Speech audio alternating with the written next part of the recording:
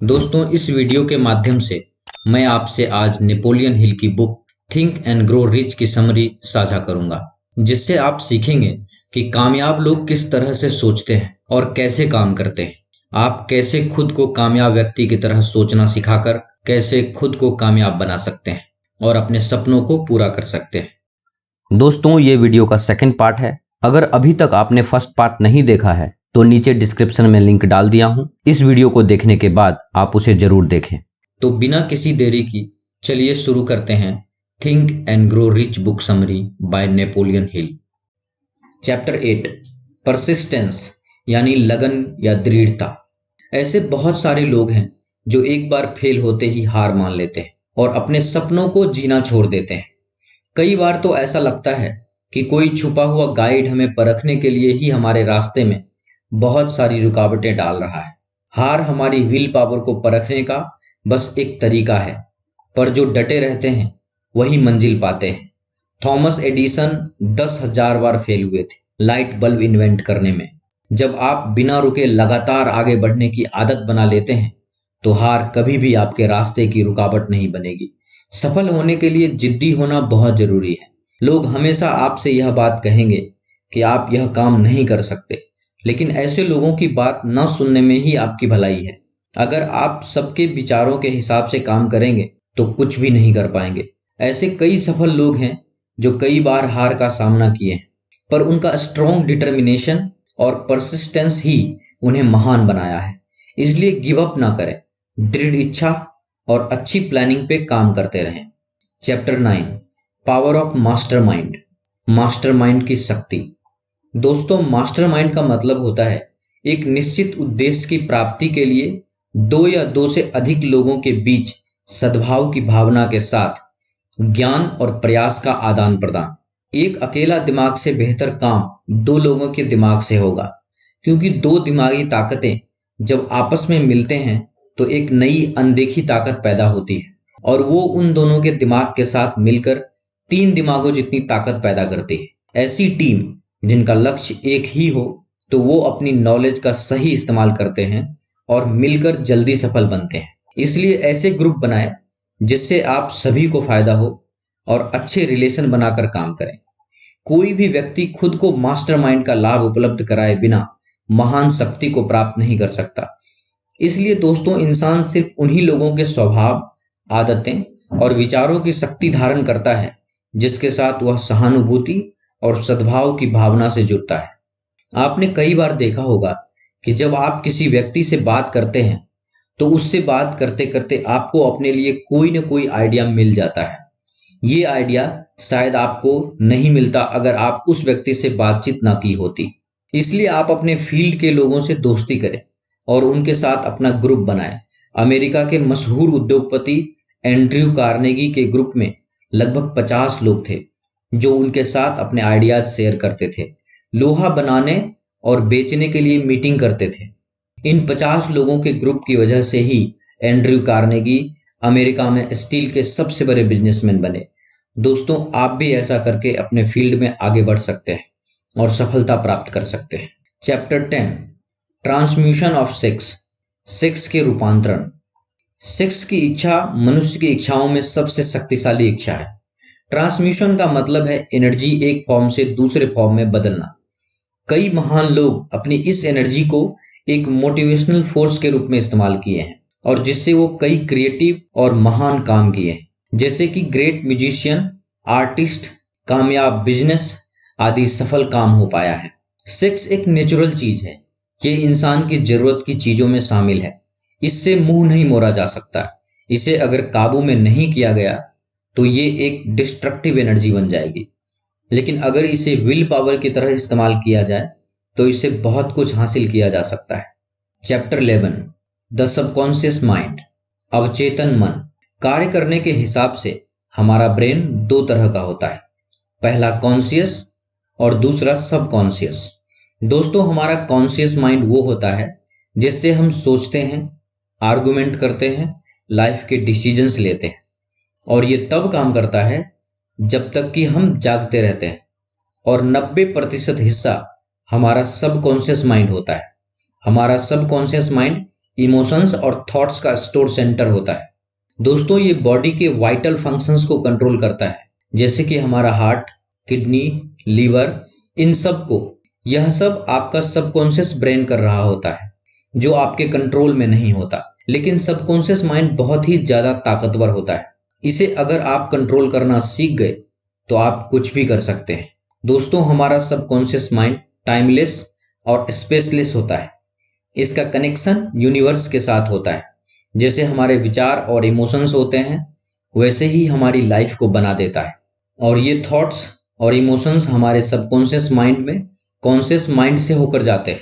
इसलिए जो भी आप कॉन्शियस माइंड में रिपीट करते हैं या आप सोचते रहते हैं, वही आपका सबकॉन्शियस माइंड ले लेता है। ये आपसे आर्गू नहीं करता, वो आपको वैसा ही बना देता है जैसा आप सोचते हैं। कभी भी अपने दिमाग में नेगेटिव विचार नहीं आने दें। नेगेटिव सोचने से आपको कभी भी सफलता नहीं मिल सकती और ना ही आप अमीर बन सकते हैं। इसीलिए हमेशा अपने दिमाग में पॉजिटिव ख्याल लाने की कोशिश कीजिए, ताकि आप इसे और बेहतर समझ सकें। चैप्टर 12, द ब्रेन, यानी हमारे दिमाग की शक्ति। इंसान का दिमाग दुनिया की सबसे शक्तिशाली मशीन है, जिसका मुकाबला कोई सुपर कंप्यूटर भी नहीं कर सकता। इसे सेंडिंग और रिसीविंग डिवाइस दोनों के रूप में इस्तेमाल किया जा सकता है। क्या आप जानते हैं कि हमारे दिमाग के सेरेबल कॉर्टेक्स में 10 से लेकर 14 खरब नर्व सेल्स पाई जाती है, और ये सारी सेल्स एक खास तरीके के ऑर्डर के हिसाब से व्यवस्थित है। नर्व सेल्स के अरेंजमेंट का ये तरीका हम इंसानों को फिजिकली और मेंटली काम करने के लायक बनाता है।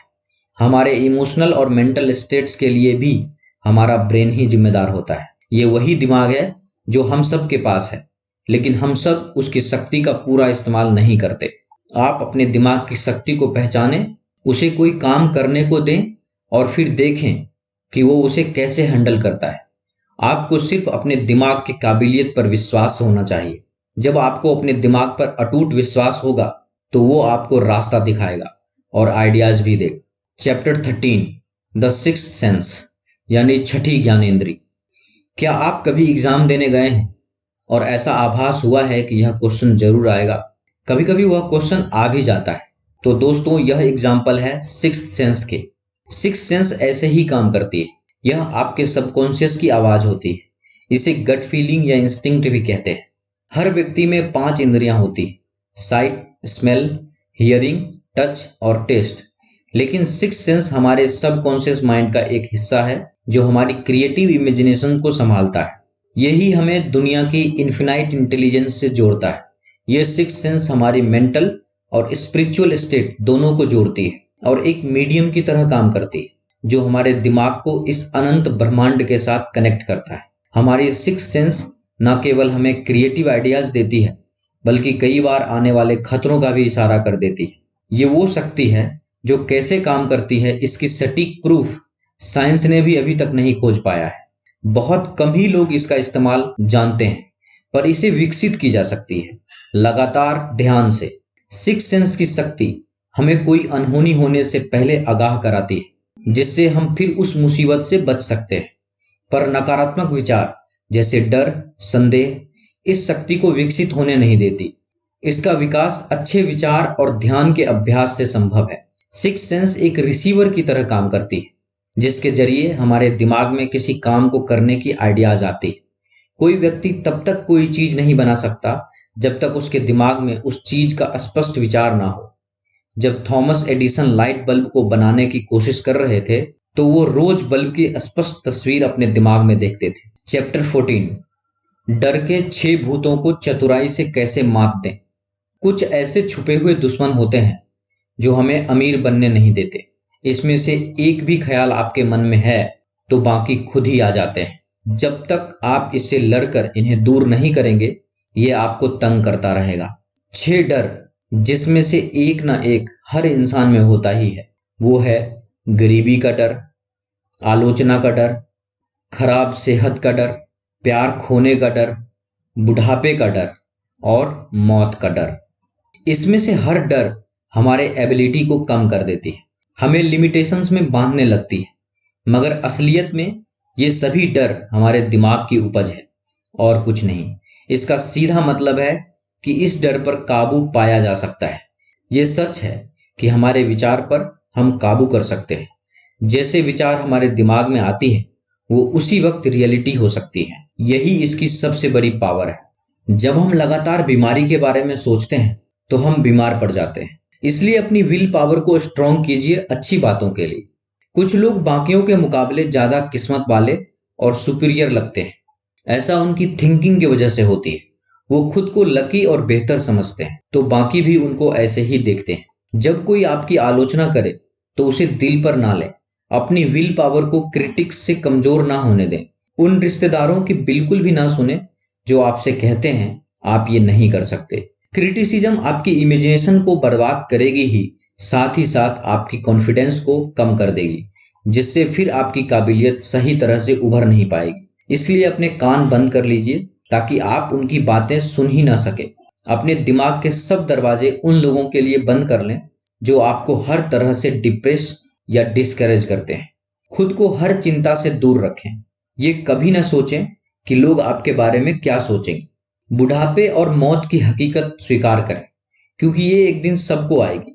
अगर आप प्यार को खोने से डरते हैं तो खुद से प्यार करना सीख लें। जिंदगी में ऐसा कुछ भी नहीं जिसकी वजह से आपको चिंता करना पड़े। खुद के लिए मन की शांति और खुशियां चुनें। Conclusion, think and grow rich के 13 प्रिंसिपल्स सिर्फ ढेर सारी दौलत कमाना ही नहीं सिखाती बल्कि एक सफल जीवन जीना सिखाती है। इन सिद्धांतों को अपनाकर आप सिर्फ अमीर नहीं बनेंगे, आप उस सफलता को पा सकेंगे जो आप पाना चाहते हैं, जैसे कि एक सफल रिश्ता, सेहत, मन की शांति, धन संपत्ति आदि। हम सभी लोग कामयाब और आजाद होने के लिए पैदा हुए थे, लेकिन अपनी सोच की जंजीरों में बंधकर हम नाकामयाबी की जिंदगी जीने के लिए मजबूर हो गए हैं। कामयाब बनने के लिए सबसे पहले हमें खुद पर भरोसा करना सीखना होगा और अपने अंदर कामयाब होने की ख्वाहिश को जगाना होगा। इसके बाद अपने काम की प्लानिंग करके और अपने रास्तों पर बिना मुड़े अनवरत चलकर हम कामयाब हो सकते हैं। तो दोस्तों, मुझे उम्मीद है कि आपको नेपोलियन हिल की book think and grow rich की समरी पसंद आया होगा। इस वीडियो को लाइक और अपने दोस्तों के साथ शेयर करें और ऐसे ही लाइफ चेंजिंग बुक समरीज और नॉलेज से भरे वीडियोस देखने के लिए हमारे YouTube चैनल बुक्स प्ले को सब्सक्राइब करें। मैं जल्द ही आपके लिए एक नया वीडियो लेकर आऊंगा। तो चलिए मिलते हैं अगली वीडियो में। धन्यवाद।